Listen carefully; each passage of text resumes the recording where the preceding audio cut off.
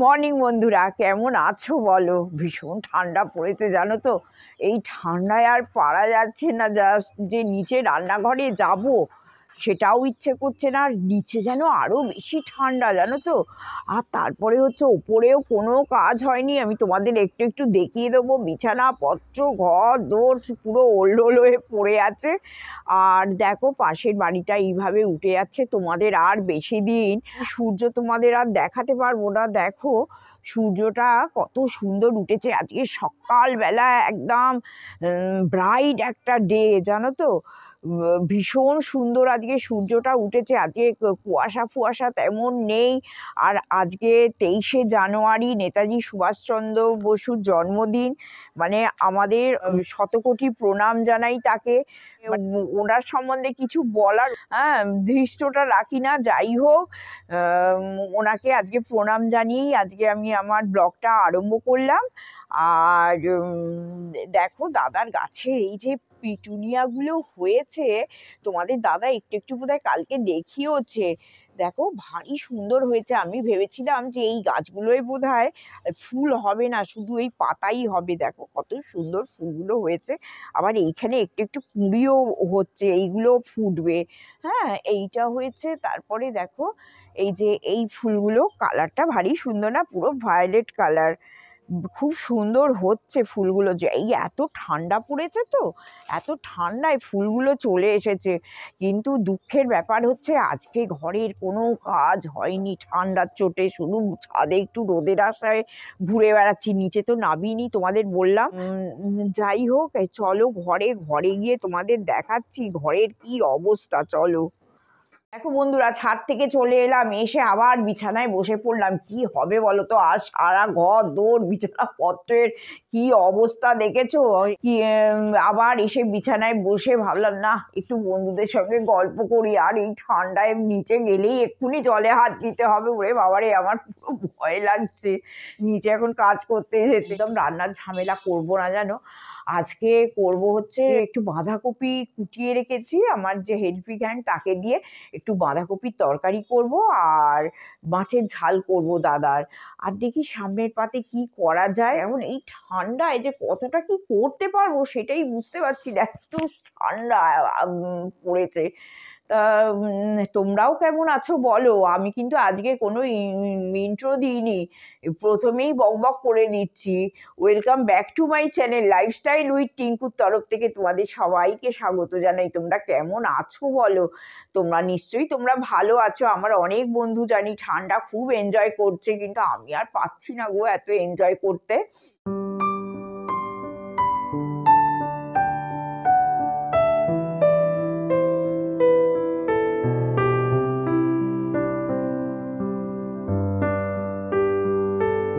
আজকে রান্নায় একদম মন নেই জানো তো, এত ঠান্ডা যে একটু রান্না করতে ইচ্ছে করছে না। আবার ওই করতে করতে আবার বাগানে চলে এলাম। যে দাদা ফুল তুলতে এসেছিল বাগানে, এসে বলছে টিঙ্কু আজকে গোলাপগুলো দারুণ হয়েছে, একটু বন্ধুদের সঙ্গে শেয়ার করে দাও। আমি চলো উত্তর দিকে তো আমার বাগান জানো, দিয়ে দেখো এই যে গোলাপগুলো দাদা বললো বলে এই বাগানে চলে এলাম। কি সুন্দর হয়েছে না গোলাপগুলো, দেখো এই একটা কালারটাও ভারী সুন্দর। আর এইটা দেখো, এই যে কি সুন্দর হয়েছে না এইগুলো ফুলগুলো। তা সবই তো আমি তোমাদের সঙ্গে শেয়ার করি। আর আজকে বন্ধুরা জানো তো, রাত্রে একটা দারুণ রেসিপি তোমাদের সঙ্গে শেয়ার করার ইচ্ছে আছে। তোমরা কিন্তু পুরোটা দেখো, স্কিপ করে দেখো না, দেখলে কিন্তু রেসিপিটা মিস করে যাবে। এই ঠান্ডায় জমিয়ে দাও, ফ্যামিলি মেম্বারসদের সঙ্গে থাকো। আর আজকে রান্নাঘর থেকে তেমন কিছু দেখাচ্ছি না, কারণ দেখাবার কিছু নেই। বাঁধাকপির তরকারি আর মাছের ঝাল করবো, এর বেশি আর করতে পারছি না।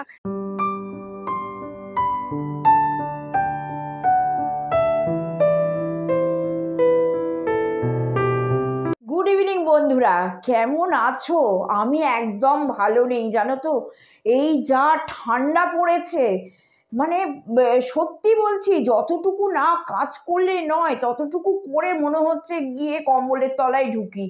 এত মানে ঠান্ডা সহ্য করতে পারছি না, এত কষ্ট হচ্ছে এই ঠান্ডা থেকে। কিন্তু কি করব বলো, সকাল বিকেল একটু তো রান্নাঘরে যেতেই হবে।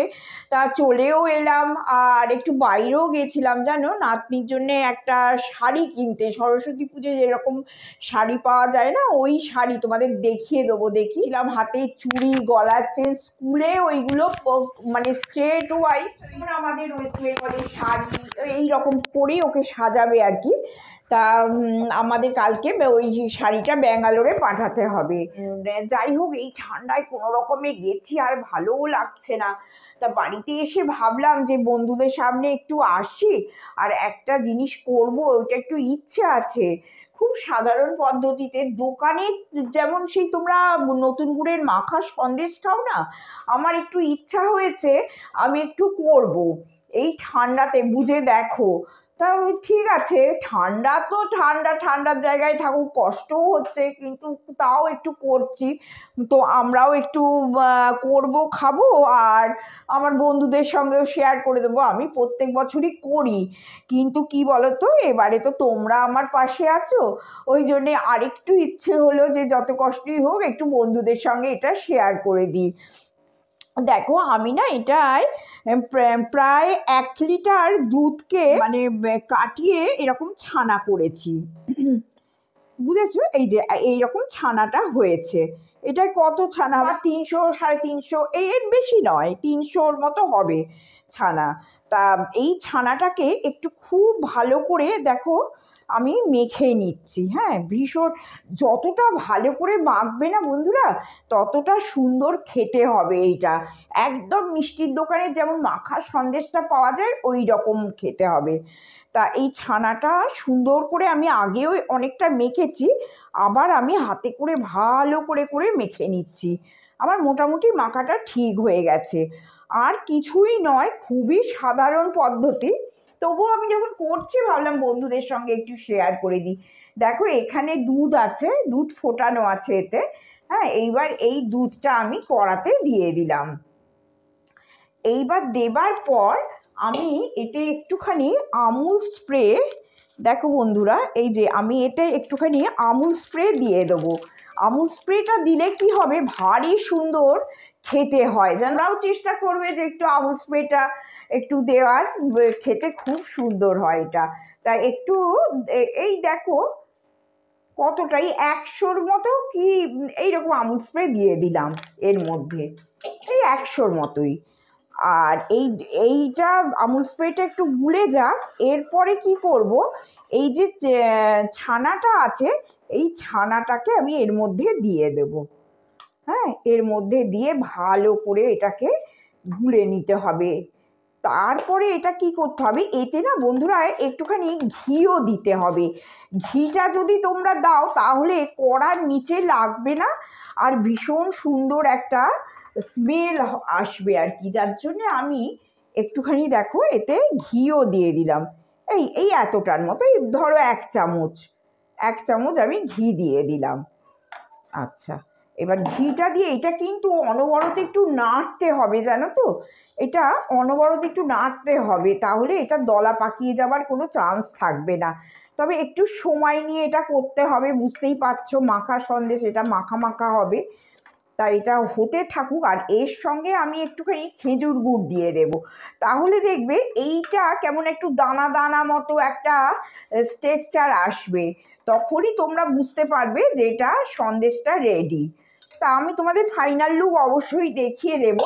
আর তার সঙ্গে আমি এই যে একটুখানি তোমরা দেখবে মাখা সন্দেশে কিন্তু বন্ধুরা খুব একটা বেশি মিষ্টি হয় না, এটা মাথায় রাখবে। হ্যাঁ, এইটা ধরো আমি 1/2 কাপের মতো গুড় দিয়ে দিলাম। এই ছানাটাই 300-র মতো ছানাতে আমি 1/2 কাপের মতো গুড় দিয়ে দিলাম। এইবার বেশি কিন্তু খুব মিষ্টি হয় না মাখাটা, মানে এই মাখা সন্দেশটাতে।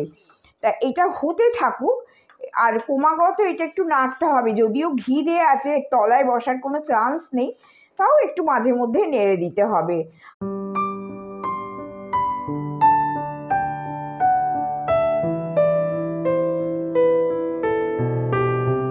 আর আমি রাত্রিবেলা কি খাওয়া হবে না খাওয়া হবে একটুখানি আয়োজন করি, পেটের চিন্তা তো সর্ব সময় করতে হবে। ঠিক আছে বন্ধুরা, দেখো তোমাদের দেখিয়ে দিই, এইরকম স্ট্রাকচারে আমি কিন্তু এবার নামিয়ে দেবো, খুব শক্ত করব না। খুব শক্ত করলে কি হবে, এটা ঠান্ডা হলে না আরও শক্ত হয়ে যাবে। আর একটা জিনিস হচ্ছে, আমি দুটো এলাচ ছোট্ট ছোট্ট করে, এই যে দুটো এলাচ ছোট্ট ছোট্ট করে কেটে আমি এর মধ্যে দিয়ে দিয়েছি, যাতে স্মেলটা একটু ভালো হয়। আর তারপরে একটা পাত্রে আমি ঢেলে রাখবো, কিন্তু সঙ্গে সঙ্গে এটা খাবার চেষ্টা করবে না, কারণ তাহলে ভালো লাগবে না। একটু ঠান্ডা হয়ে গেলে এটা খাবে বেশ কেটে কেটে কেকের মতো। আর একটাও জিনিস হচ্ছে যে এর না কালারটাও চেঞ্জ হয়ে যাবে যখন এটা ঠান্ডা হবে। এটা এটা তোমরা মাথায় রেখো, সঙ্গে সঙ্গে খেয়েও না এটা ভালো লাগবে না। বন্ধুরা, আমি এইরকম একটা চৌকো পাত্র নিলাম, নিয়ে আস্তে আস্তে এটা আমি ঢেলে দিলাম। হ্যাঁ, এই যে আমি এইটাতে ঢেলে দিলাম। এইবার এইটা ঠান্ডা হলে কিন্তু এর কালারটাও চেঞ্জ হবে, বেশ ডিপ লাল মতো হয়ে যাবে। হ্যাঁ, এটা জমেও যাবে, বেশ কেকের মতো একটা জমেও যাবে। এটা জমে গেলে তোমরা মজা করে কেটে কেটে খেও। আর তোমরা যারা করবে আমাকে জানিও। হ্যাঁ, আমাকে তোমরা জানিও যে তোমাদের কেমন লেগেছে। তোমরা এটা কাঁচাগোল্লার শেপ দিয়েও করতে পারো, এমনি মাখা সন্দেশ যেমন খাই ওই রকমও করতে পারো, বা কেটে কেটে পিস করে কেকের মতোও খেতে পারো, যেমন তোমাদের ইচ্ছে হবে খেও। হ্যাঁ, যাই হোক, আজকের মতো বন্ধুরা আমি ভিডিওটা শেষ করলাম। যারা আমার আগের ভিডিও দেখে আমাকে সাবস্ক্রাইব করেছো তাদের অনেক ধন্যবাদ। আর প্লিজ যারা সাবস্ক্রাইব করোনি, প্লিজ আমার ভিডিওটা দেখে যদি পারো একটু সাবস্ক্রাইব করে দাও, তাহলে আমার খুব ভালো লাগবে। আর আজকের মতো আমি ভিডিওটা শেষ করলাম। আমার সঙ্গে থাকো, আর কমেন্ট অবশ্যই করো, আর শেয়ার করতেও ভুলো না। হ্যাঁ, আজকের মতো গুড নাইট, টাটা। নিচে চলে এসেছি। কালকে রাত্রিবেলা আমি যে মাখা সন্দেশের রেসিপিটা তোমাদের দেখিয়েছিলাম, আজকে তোমরা এই ভিডিওটা দেখবে, কিন্তু আমি আজকে সকালবেলায় এটা ফ্রিজ থেকে বার করে তোমাদের সঙ্গে আমি শেয়ার করে দিচ্ছি। দেখো কত সুন্দর হয়েছে, দেখো। এটা পিস পিস করে কেটে নেবে, এই যে এটা পিস পিস করে কেটে নেবে, নিয়ে সন্দেশের আকারেও খেতে পারো, এমনি মাখা সন্দেশ হিসেবেও খেতে পারো। ভারী সুন্দর লাগবে জানো তো খেতে, টেস্টটা খুব ভালো হয়েছে। তবে আমরা প্রথমে একটু গোপালকে দিয়ে তারপরে নিজেরা খাবো। হ্যাঁ, এই যে এই রকম সুন্দর করে, এই যে দেখেছো, এই যে এরকম সুন্দর করে কেটে নেবে, নিয়ে সবাই মিলে খাবে, বাড়িতে এনজয় করো। আর বাড়ির লোক পুরো তাক হয়ে যাবে যে উরে বাবা, দোকানের কেনা সন্দেশ। খুব খুশি হবে বাড়ির ফ্যামিলি মেম্বার্সরা। চলো বন্ধুরা, বৌদি একটু আগেই তোমাদের বলেছেন, এক্ষুনি তোমরা এই ভিডিওটা দেখবে। আমরা এই ঘরে করা যে নতুন গুড়ের সন্দেশ, মাখা সন্দেশ বলো, কাঁচাগোল্লা বলো, যাই বলো, আমরা যাই করি আমাদের গোপাল সোনাকে উৎসর্গ করে, মা লক্ষ্মী, সরস্বতী, আদ্যামা, বাবা পঞ্চানন্দ প্রত্যেককে উৎসর্গ করে তবে আমরা জিনিস খাই। তো তাদের দিলাম, এই হচ্ছে সন্দেশ বৌদির তৈরি করা, ঘরে তৈরি। তো তোমাদের একবার দেখিয়ে রাখলাম, দেখতে থাকো। আজকের মতো ভিডিওটা শেষ করছি। তোমরা সবাই লাইক, কমেন্ট, শেয়ার করতে ভুলো না। আর ভালো লাগলে সাবস্ক্রাইব করো, কারণ আমাদের সময় কমে আসছে, কিন্তু সাবস্ক্রাইবারের সংখ্যাটা এত লোক দেখার পরেও কিন্তু মারাত্মক কিছু বাড়ছে না, যেটা আমরা আশা করি তোমাদের কাছে।